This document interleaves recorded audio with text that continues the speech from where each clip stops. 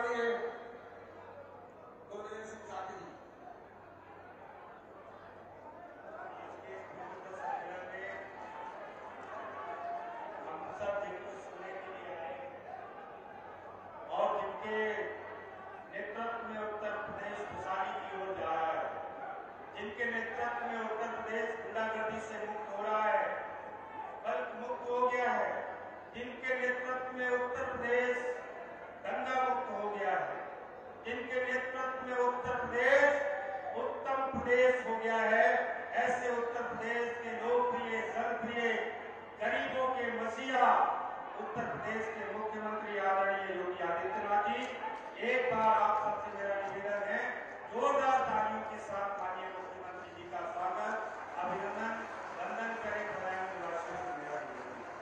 हमारे इस मंच पर केंद्रीय मंत्री आदरणीय बीएल वर्मा जी, जिले की प्रभारी मंत्री आदरणीय गुलाबो देवी जी, प्रदेश के उपाध्यक्ष इस क्षेत्र के प्रभारी आदरणीय संतोष सिंह जी, आदर जिले के प्रभारी आदरणीय दिनेश शर्मा जी, आदरणीय डीपी भारती जी, जिला अध्यक्ष आदरणीय राजीव गुप्ता जी, हरेश चौधरी जी, सांसद डॉक्टर शर्मिंद्रा मौर्य जी, सांसद आंवला आदरणीय धर्मेंद्र कश्यप जी, जिला पंचायत अध्यक्ष वर्षा यादव जी, सदस्य ग्राम परिषद आदरणीय भागीर पाठक जी, माननीय विधायक आदरणीय महेश गुप्ता जी, आदरणीय राजीव कुमार सिंह जी, आदरणीय हरीश शाही जी, आदरणीय कुंवर महाराज सिंह जी, आदरणीय पार्टी के बहुत सीनियर मोस्ट नेता आदरणीय प्रेमचंद पाठक जी, उन्नाव में पार्टी के बहुत बड़े स्तंभ आदरणीय अजीत यादव जी, पूर्व विधायक आदरणीय धर्मेंद्र सागर जी, प्रसाद सागर जी, जितेंद्र यादव जी, पूर्व गगन सिंह, भूगल कृष्ण अग्रवाल जी, पूर्व राज्य मंत्री सोम साकी जी, पूर्व विधायक आदरणीय दयाशंकर सकदार जी, पूर्व विधायक सहजपाल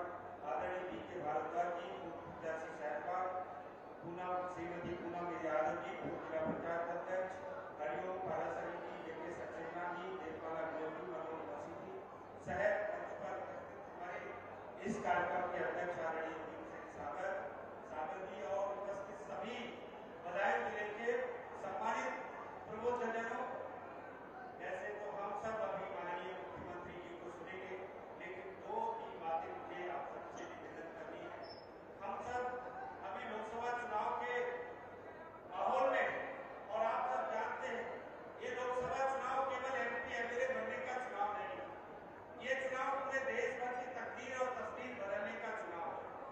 हम सब जानते हैं, जब प्रबुद्धजन सामने बैठे मैं उनसे निवेदन करना चाहता हूँ कि 2017 से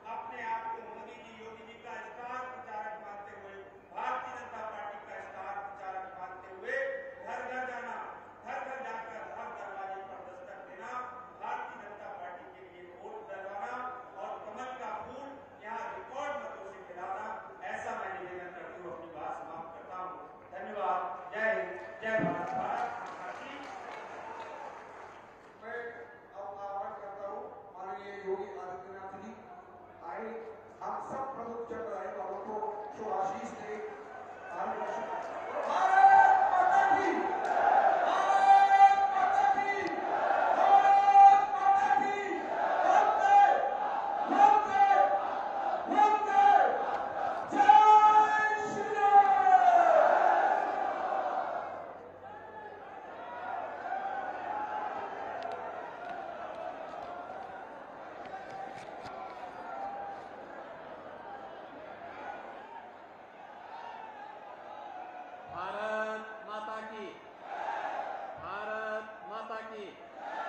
वंदे वंदे वंदे।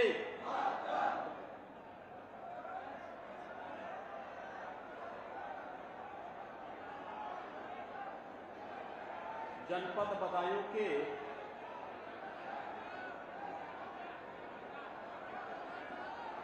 प्रबुद्ध जनों से साथ संवाद के आज के इस कार्यक्रम में मंच पर उपस्थित अंबेडकर सेवा समिति के अध्यक्ष श्री भीमसेन सागर जी, भारतीय जनता पार्टी के क्षेत्रीय अध्यक्ष और बदायूं लोकसभा सीट से लोकप्रिय प्रत्याशी श्री गुरविजय सिंह साके जी, आराम से बैठ जाएं, सबका आवाज सुनाई देगी, बैठ जाओ आराम से। आप भी बैठ जाइए, आप भी बैठ जाइए, अपने अपनी जगह बैठ कर क्यों करिए। आंवला लोकसभा सीट से भारतीय जनता पार्टी के लोकप्रिय प्रत्याशी श्री धर्मेंद्र कश्यप जी, केंद्रीय मंत्री श्री बीएल वर्मा जी, उत्तर प्रदेश सरकार में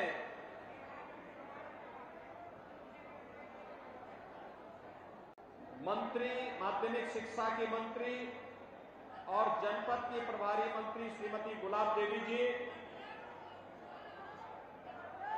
विधान परिषद सदस्य और क्षेत्र के प्रभारी श्री संतोष सिंह जी, दिनेश शर्मा जी, डीपी भारती जी, जिलाध्यक्ष राजीव गुप्ता जी, जिलाध्यक्ष संबल से हरेंद्र चौधरी जी, सांसद श्रीमती संघमित्रा मौर्य जी, जिला पंचायत अध्यक्ष श्रीमती वर्षा यादव जी,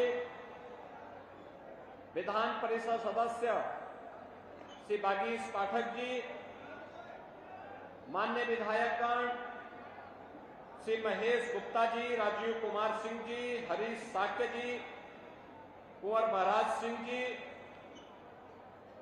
हमारे पूर्व और वर्तमान के सभी माननीय जनप्रतिनिधिगण, बदायूं जनपद से जुड़े हुए मेरे सभी उपस्थित बहनों और भाइयों, ऋषि मुनियों और वेदों की इस पावन धरा को कोटि कोटि नमन करते हुए मैं आप सबका इस प्रबुद्ध सम्मेलन में हृदय से स्वागत करता हूं, अभिनंदन करता हूं।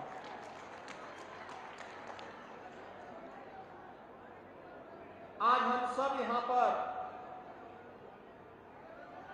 नए भारत के, नए उत्तर प्रदेश के इस बदायूं जनपद में 2024 के लोकसभा चुनाव की तैयारी की दृष्टि से भारतीय जनता पार्टी के प्रत्याशियों के समर्थन में आप सबका समर्थन और आशीर्वाद भारतीय जनता पार्टी के प्रत्याशी को प्राप्त हो, इसके लिए आज हम सब यहां पर आए हैं। ये प्रबुद्ध जनों का सम्मेलन है और लोकसभा चुनाव के पहले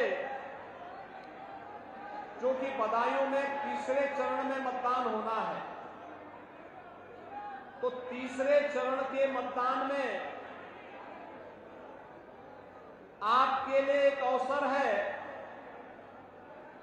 कि इस दौरान भारतीय जनता पार्टी के प्रत्याशी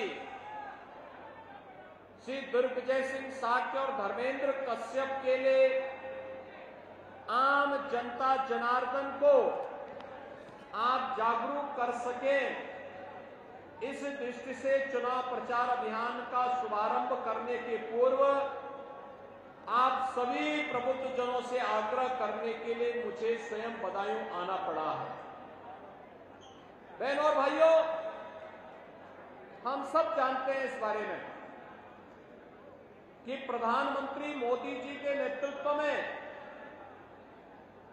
भारत आज दुनिया की 5वीं बड़ी अर्थव्यवस्था बना है और आज हम सब यहां पर आए हैं कि मोदी जी ने देश को अमृतकाल के प्रथम वर्ष में एक संकल्प के साथ जोड़ा है। वह संकल्प है विकसित भारत का। विकसित भारत के संकल्प के साथ इसकी शुरुआत होनी है। मोदी जी के नेतृत्व में भारत दुनिया की एक बड़ी ताकत बन सके और इसके लिए हम लोग आए हैं कि मोदी जी को तीसरा कार्यकाल दीजिए। तीसरे कार्यकाल में पहले 3 वर्ष में मोदी जी भारत को दुनिया की तीसरी बड़ी महाशक्ति के रूप में स्थापित करने जा रहे हैं और यह विकसित भारत की आधारशिला बनेगा। विकसित भारत के लिए विकसित उत्तर प्रदेश आवश्यक है और विकसित उत्तर प्रदेश के लिए हमारा बदायूं भी विकसित हो, यह भी आवश्यक है। आप याद करिए, अभी 2 महीने पहले हम लोग आए थे ना, यहां इसी जनपद में आए थे।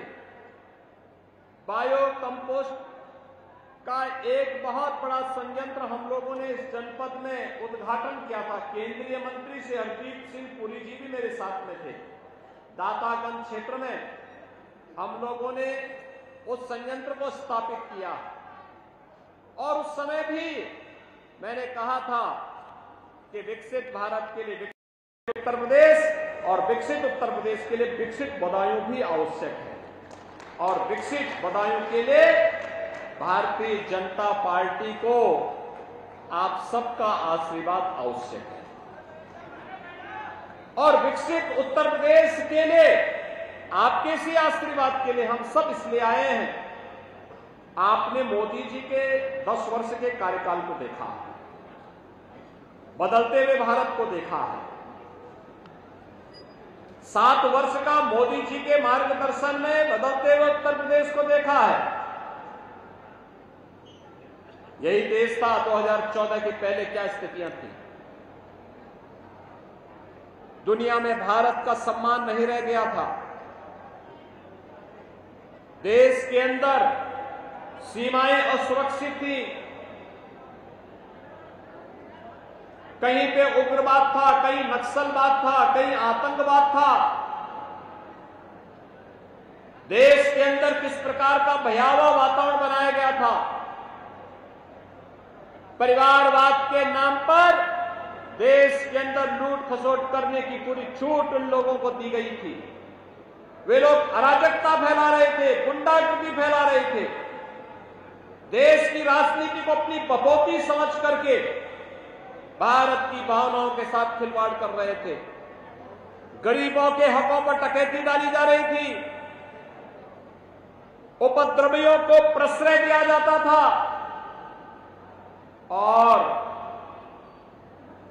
देश के अंदर जब कोई आस्थावान राम जन्मभूमि के बारे में कहता था तो उस पर लाठी डंडों से प्रहार करके उसकी मुंह को, उसकी आवाज को बंद करने का काम होता था।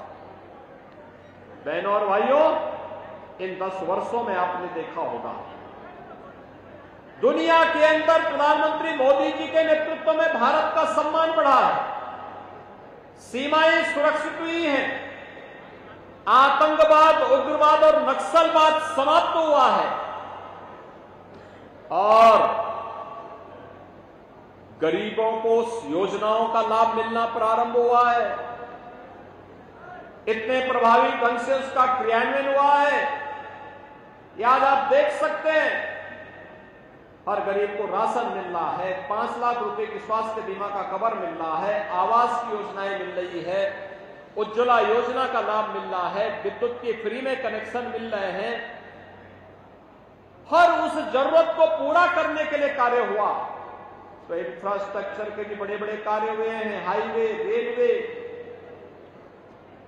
हर घर नल की योजना, और बदायूं के लिए तो कहना ही क्या, कंप्रेस्ड बायोगैस के प्लांट का तो हम लोगों ने यहां उद्घाटन किया ही, गंगा एक्सप्रेसवे भी उद्घाटन की प्रतीक्षा कर रहा है।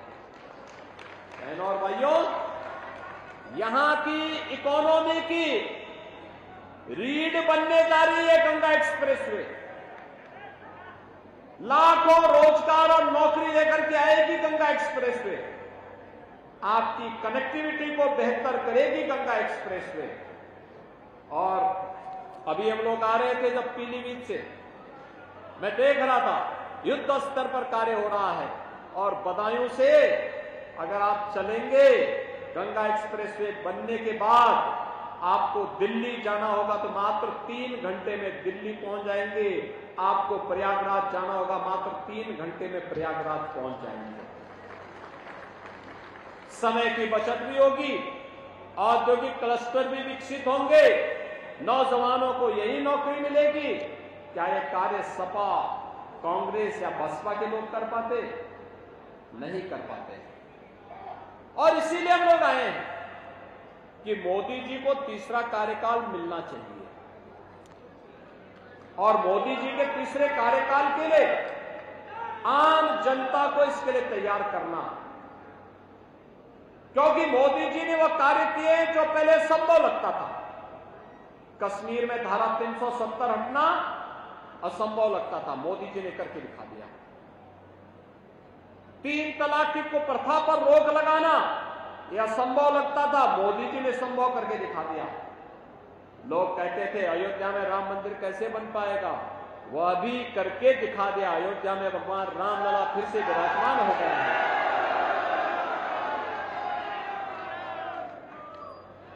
यानी वह हर कार्य हो गया है जो आपकी तमन्ना थी, आपकी भावना थी, देश की भावना जिसके साथ जुड़ी हुई थी। आज अयोध्या के लिए देश और दुनिया आने के लिए तरस रहा है। बहनों और भाइयों, यह परिवर्तन, और इस परिवर्तन के बाद हैं देश के लोकप्रिय नेता यशस्वी प्रधानमंत्री श्री नरेंद्र मोदी जी।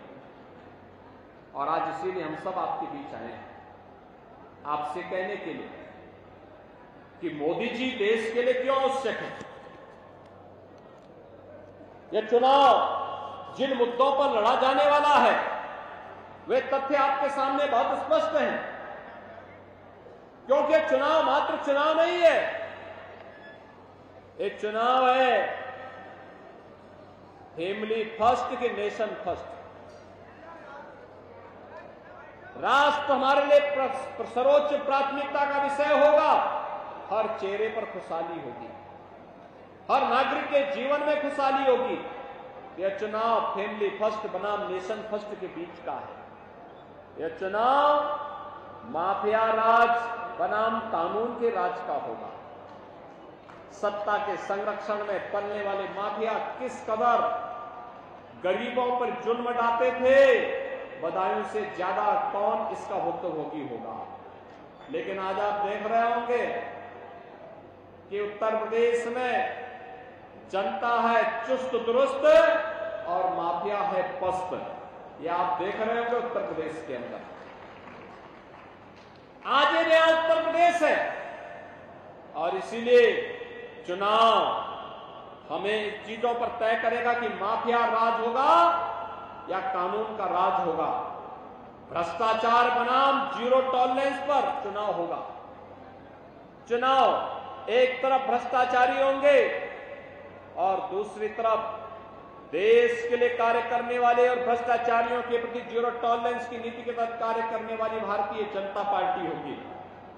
तुष्टीकरण बनाम आम जनता की संतुष्टि का।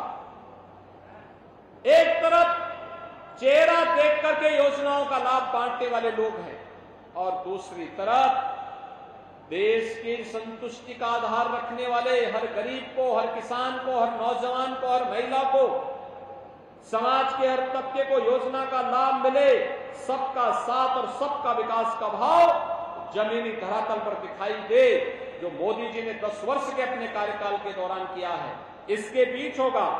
और यह चुनाव स्वार्थ के परिवार और मोदी के परिवार के बीच होगा। स्वार्थ के परिवार आप जानते हैं, समाजवादी पार्टी एक परिवार की पार्टी, कांग्रेस एक परिवार की पार्टी, लेकिन मोदी जी का परिवार तो भारत के 140 करोड़ की भारत है, 140 करोड़ का भारत ही मोदी जी का परिवार है। और इसलिए चुनाव इन परिवार वालों के बीच और मोदी जी के परिवार के बीच में होने जा रहा है। यह चुनाव भाइयों बहनों जातिवाद बनाम गरीब कल्याण का भी होगा। एक तरफ वे लोग हैं जो जाति के नाम पे सामाजिक ताने बाने को छिन्न भिन्न कर रहे हैं और दूसरी तरफ मोदी जी के नेतृत्व है जिसमें हर गरीब को बिना भेदभाव की योजनाओं का लाभ मिल रहा है। मोदी की गारंटी आपने देखी होगी, इन 10 वर्षों में जिस प्रभावी ढंग से जमीनी धरातल पर उतरी है, उसका लाभ जिस तरीके से मिला है।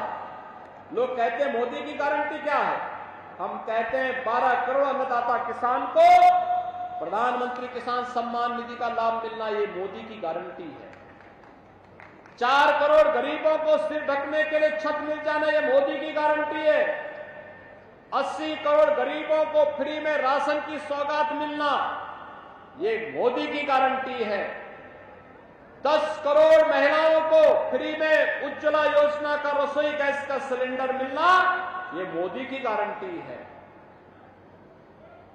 12 करोड़ परिवारों को यानी 60 करोड़ लोगों को 5 लाख रुपए की स्वास्थ्य बीमा का कवर मिलना, ये मोदी की गारंटी है।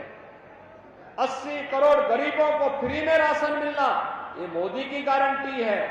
और बहनों और भाइयों, अयोध्या में भगवान राम का भव्य राम मंदिर का निर्माण हो जाना, रामलला का पूरा 500 वर्षों के बाद विराजमान होना, यही मोदी की गारंटी है।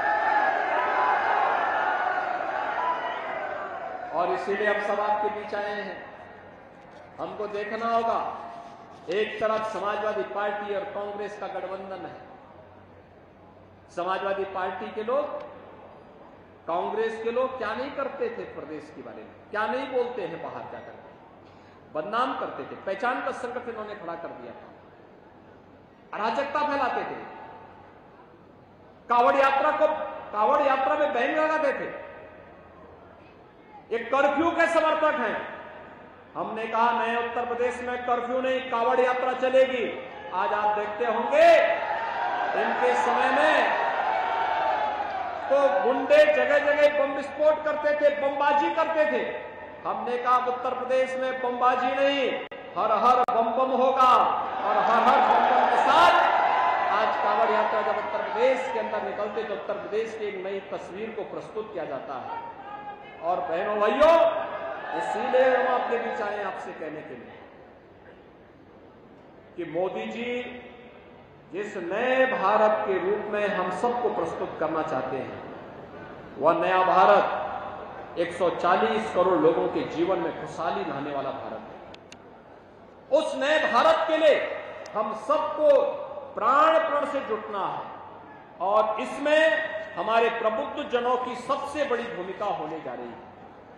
हमारा प्रबुद्ध जन जिस प्रभावी तरीके से इस कैंपेन को अपने हाथों में लेगा, कैंपेन के रूप में आपको कार्य करना है, एक एक व्यक्ति को मतदान के लिए प्रेरित करना है। तीसरे चरण में यहां मतदान है, तब तक हो सकता है मौसम और कुछ गर्म हो, लेकिन हमें उसकी चिंता नहीं करनी है। सर्दी हो, गर्मी हो, बरसात हो, कोई भी मौसम हो, हमें इसकी चिंता नहीं करनी है।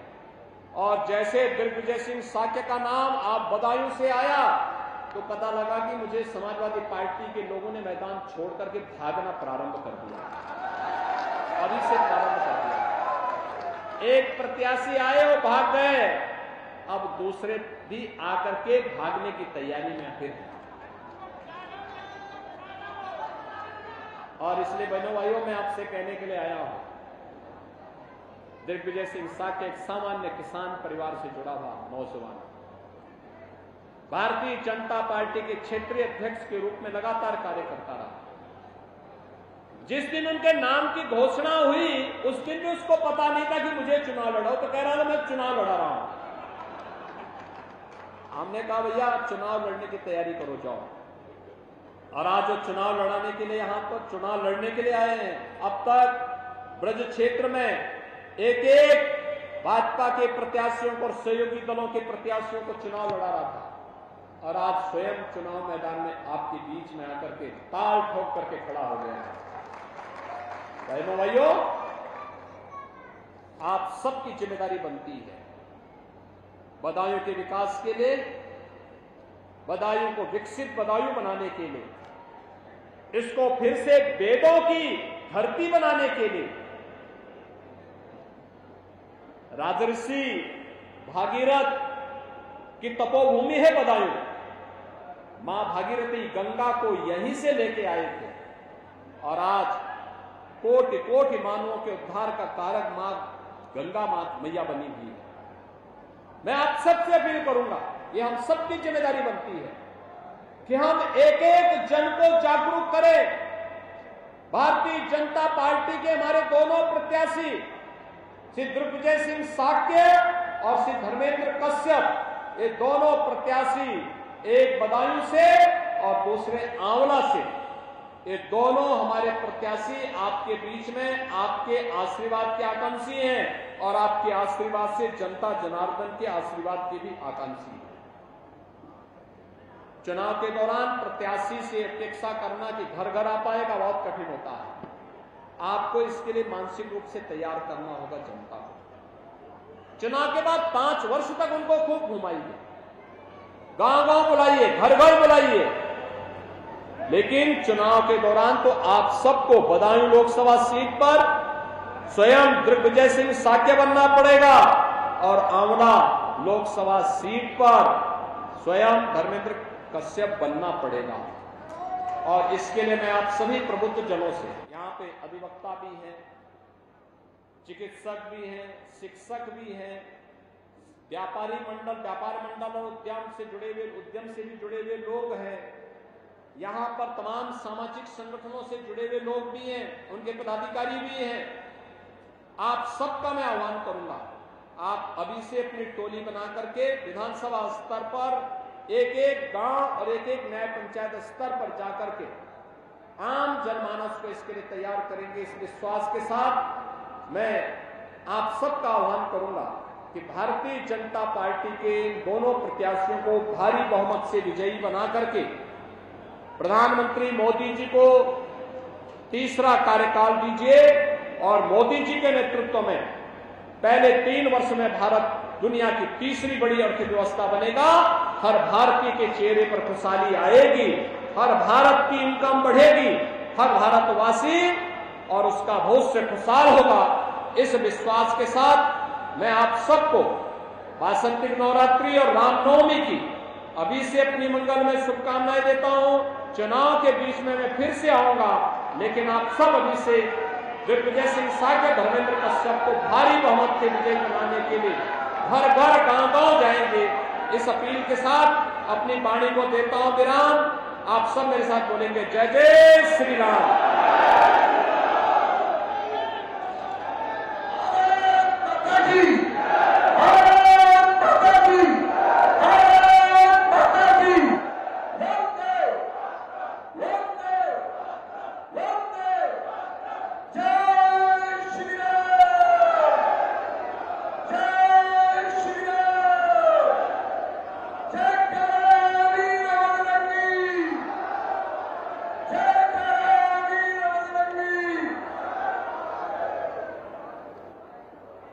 आप सभी प्रबुद्ध जनों का जिला स्तरीय